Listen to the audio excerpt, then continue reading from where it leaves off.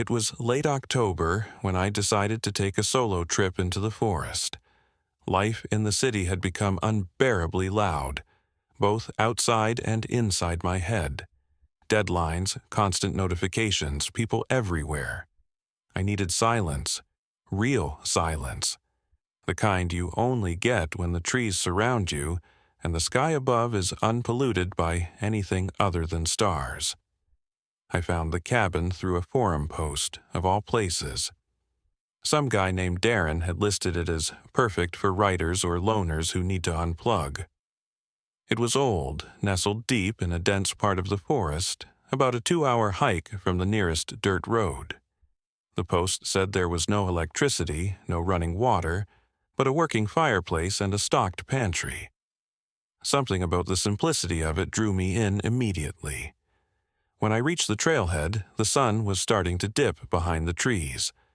I walked fast, not because I was scared, but because I didn't want to set up in the dark. The forest was quiet, strangely quiet. I remember thinking I should have heard birds or something, but it was just the crunch of my boots against the leaves. I found the cabin exactly where the GPS said it would be, and it looked like something out of an old movie. Weather-worn wood, a slanted tin roof, and a door that creaked loudly as I pushed it open. Inside, it smelled like dust and something slightly sweet, maybe pine. There was a small table, 2 chairs, a cast-iron stove, and a cot with a thick wool blanket folded neatly at the end. It was rustic, but oddly comforting. I lit a few candles I'd brought with me and started unpacking. I didn't plan to stay long, just a few nights. Enough time to disconnect, maybe get some writing done. I had a small notebook with me and I remember jotting down, "Silence is thick here, almost too thick, like the trees are holding their breath." Around midnight, I stepped outside for some air. The moonlight spilled through the tree branches, casting strange shadows on the ground. I noticed how still everything was. No wind, no animals, no sound, just stillness. Then I heard it. A rustling. Not loud, not threatening, just noticeable, like someone dragging their feet across the forest floor. I froze, squinting into the dark. "Hello?" I called out, my voice sounding oddly small. No answer. I stood there a moment longer, listening. Nothing. I convinced myself it was probably a deer or some nocturnal animal. I went back inside, locked the door, and sat by the fire with my notebook. That's when I noticed it, the window. It was closed when I came in, I was sure of it. But now it was cracked open slightly, just enough to let in a breeze I hadn't felt before. I walked over and shut it tight, my fingers tingling from the sudden chill.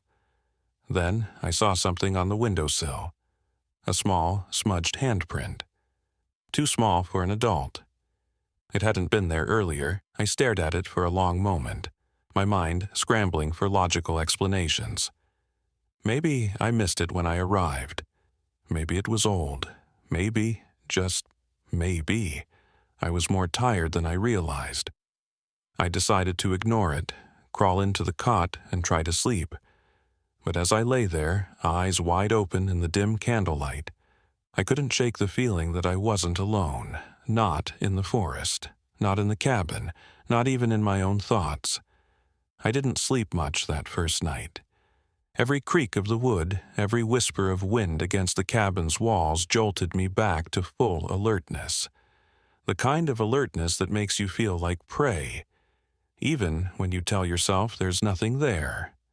By early morning, I had convinced myself the handprint must have been mine somehow.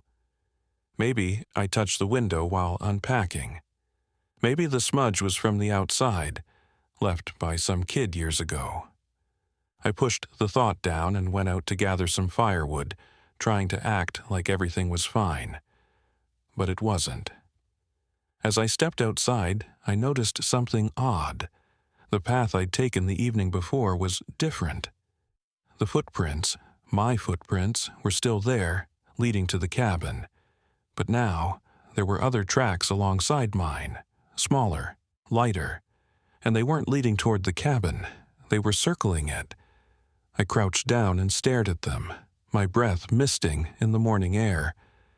It didn't make sense. No signs of animals, no claw marks, no clear shoe prints. Just soft impressions in the wet leaves, as if someone had been silently pacing around while I slept. I went back inside and locked the door, this time actually feeling the need to.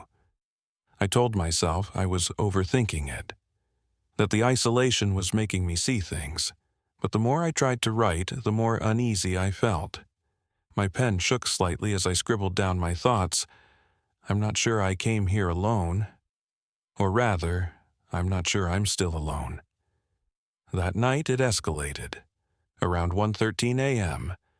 I know the time because I checked my watch repeatedly. I was awakened by the distinct sound of breathing. Not mine, not the quiet sigh of wind. This was deliberate, measured, rhythmic. It was coming from just outside the cabin wall near the back. I held my breath and sat up, trying not to make a sound.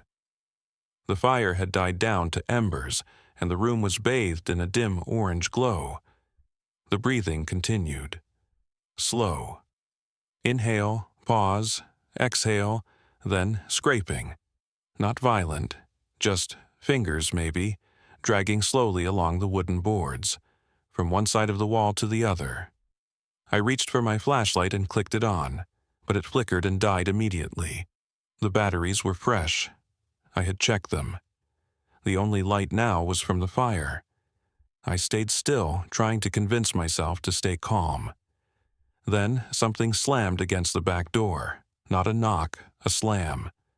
Like someone, or something, had thrown their full weight against it. I jumped, heart hammering in my chest, and grabbed the nearest thing I could use as a weapon, a rusted fireplace poker. I didn't move, just listened. Silence. Then came the whisper.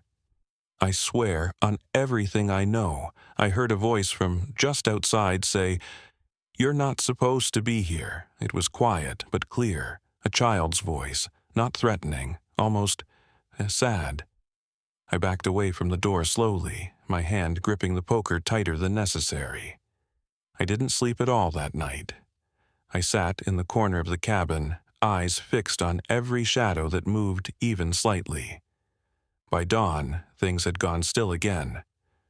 But when I finally gathered the courage to go outside, I found something new on the door. Scratched into the old wood were 4 words that hadn't been there before. "We see you now." And just below it, what looked like a tiny fingerprint. Smudged in ash. I didn't know what to think. Logic had started to dissolve, and fear was taking its place. I was being watched, not by a wild animal, not by a person, by something else. Something that wasn't bound by walls or windows. Something that had always been here, waiting in the silence of the woods. And somehow, it knew me. By the time the 3rd night approached, I was unraveling. My body was drained, my mind a fog of fear, and every sound, no matter how faint, felt like it was meant only for me. The cabin, which at first seemed like a peaceful escape, now felt like a living thing. Watching, listening, waiting. I had to get out. I packed quickly, threw everything into my bag without folding or organizing. I didn't even bother to eat. All I knew was that I needed to leave before sunset. Something told me whatever it was, whatever spirit or presence haunted the cabin, it gained strength at night. As I opened the door to step out, I froze. A trail of small handprints led away from the cabin, into the woods. They were fresh, pressed into the damp earth. And even worse, they glowed faintly in the fading light, like some kind of eerie bioluminescence. I couldn't understand it, but I didn't wait to.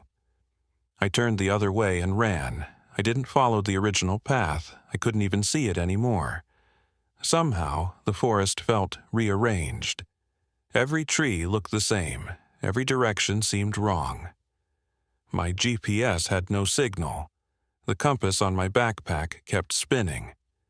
I was trapped in a maze of silence and tall shadows. As I stumbled through the undergrowth, branches clawing at my clothes, I started hearing whispers again.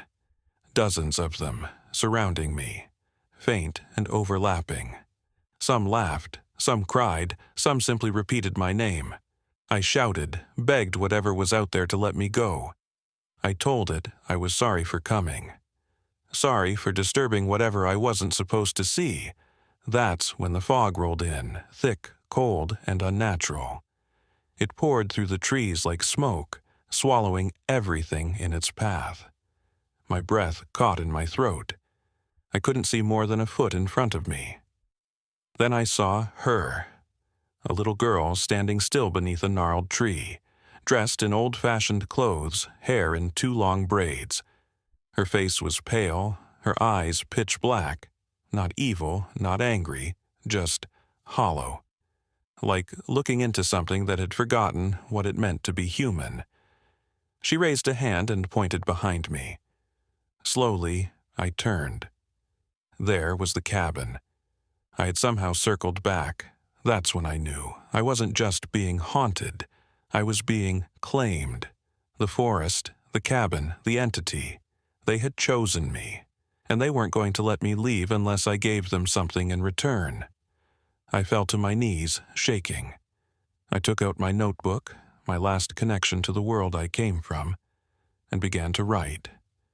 Everything, every detail, every sound, every feeling. I wrote it all down like a confession. And as I wrote, the whispers began to fade. The fog thinned. The forest fell quiet again. When I looked up, the girl was gone. The trees opened into a clearing I hadn't seen before. Sunlight peeked through. Somehow, I found my way back to the dirt road, then to my car. I don't remember driving. I only remember pulling into a gas station hours later, covered in scratches, mud, and something darker I couldn't name.